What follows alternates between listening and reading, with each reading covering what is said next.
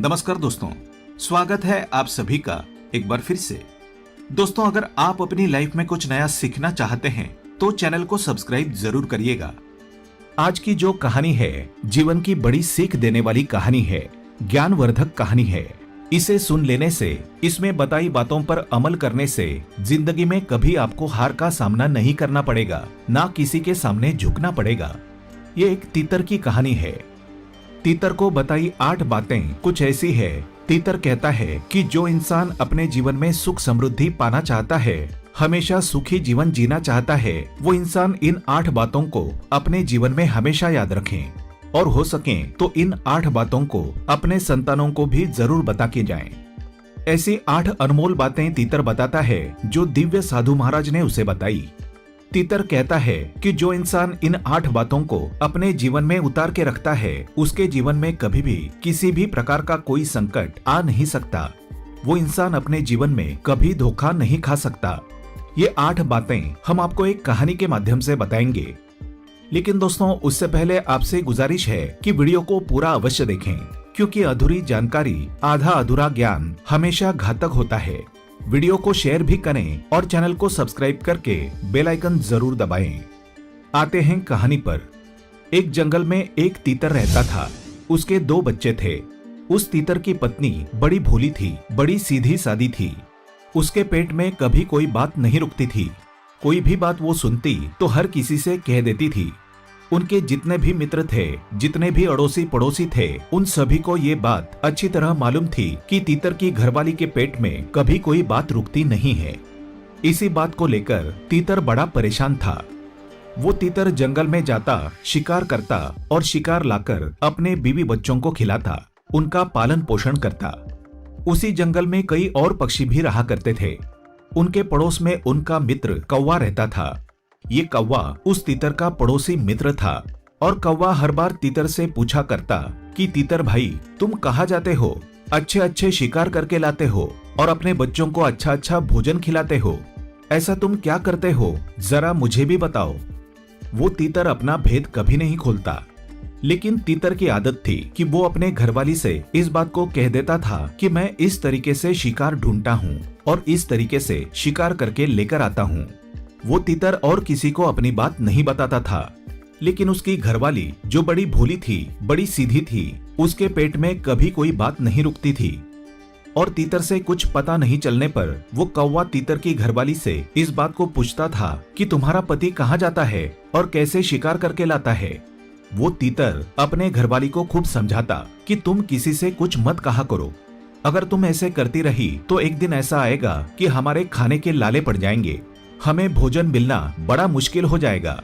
लेकिन उस तीतर की पत्नी भोली थी और भुलक्कड़ भी।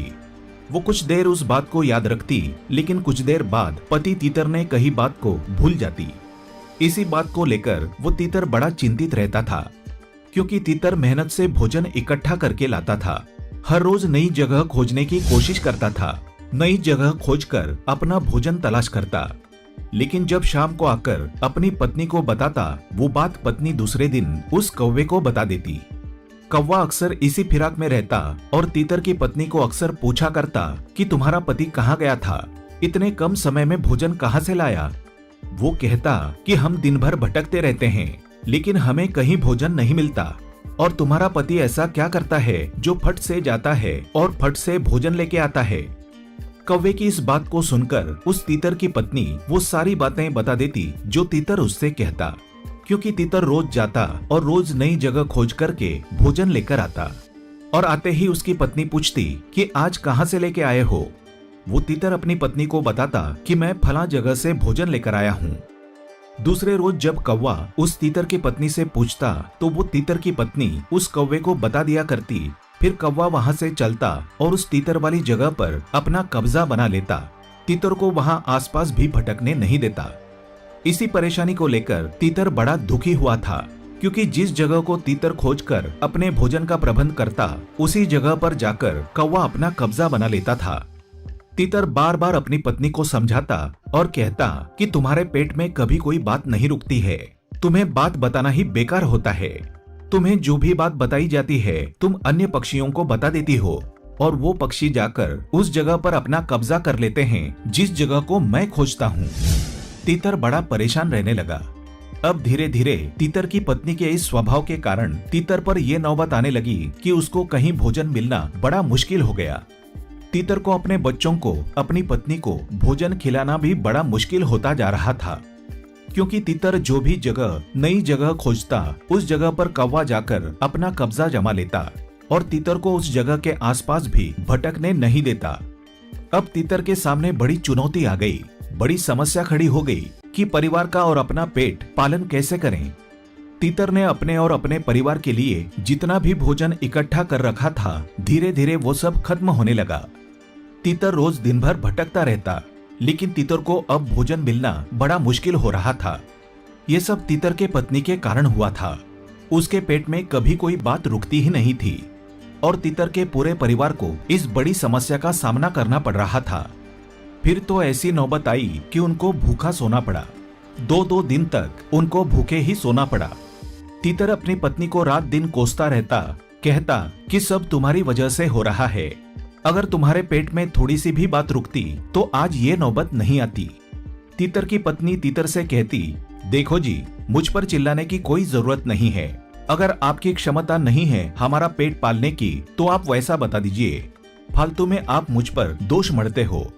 तीतर इस बात को लेकर बड़ा परेशान हो गया और दिन भर भटकता भटकता एक साधु के आश्रम में पहुंच गया। साधु के आश्रम में पहुंचकर साधु को प्रणाम करके वहां चुप होकर बैठ गया।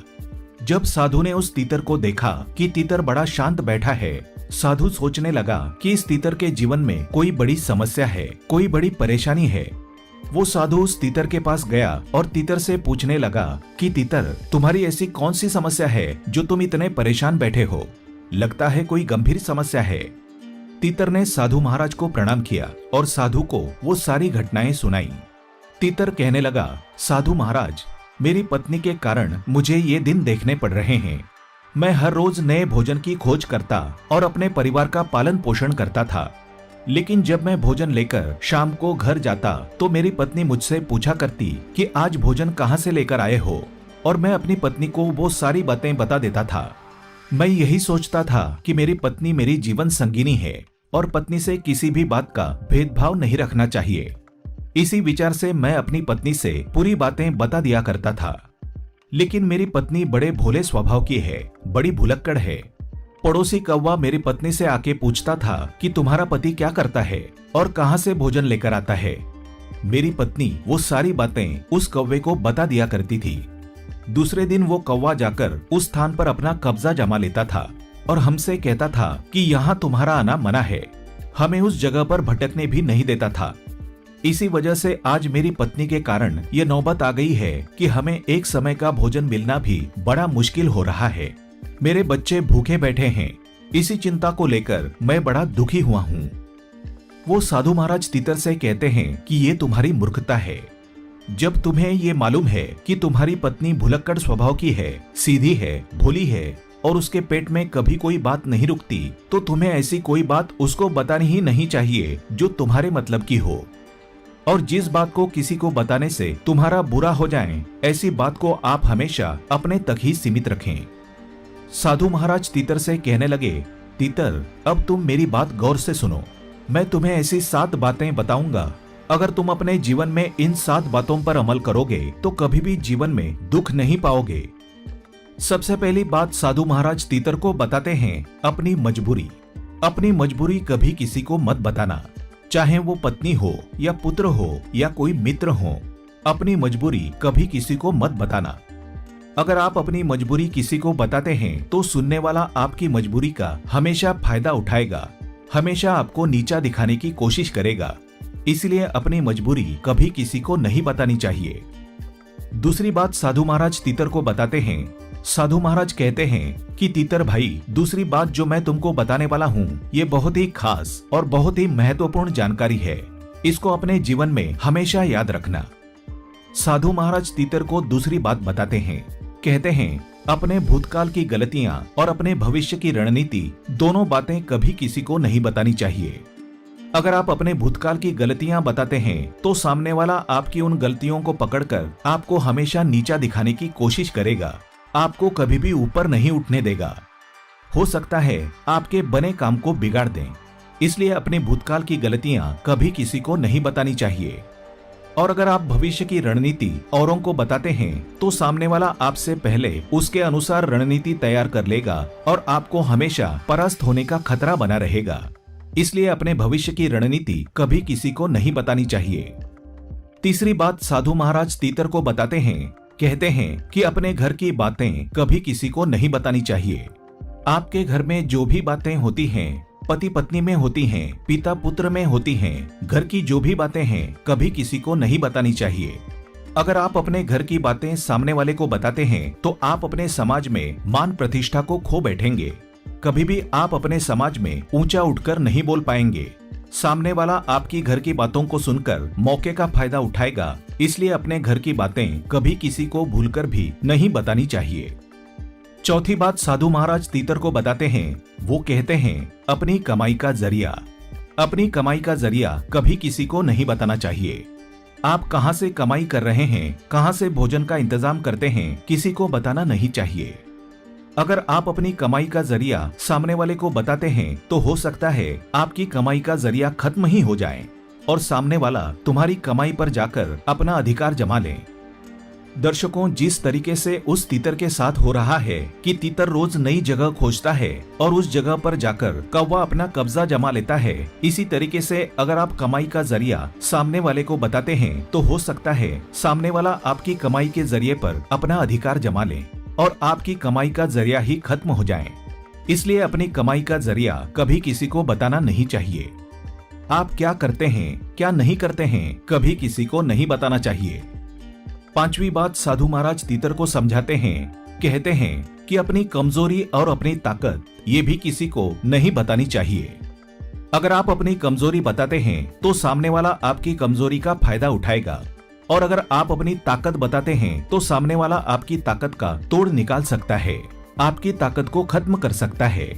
इसलिए अपनी कमजोरी और अपनी ताकत भी किसी को नहीं बतानी चाहिए। कितना भी घनिष्ठ मित्र हो, कितनी भी नजदीकियां हो, अपनी कमजोरी और अपनी ताकत कभी भी किसी को नहीं बतानी चाहिए।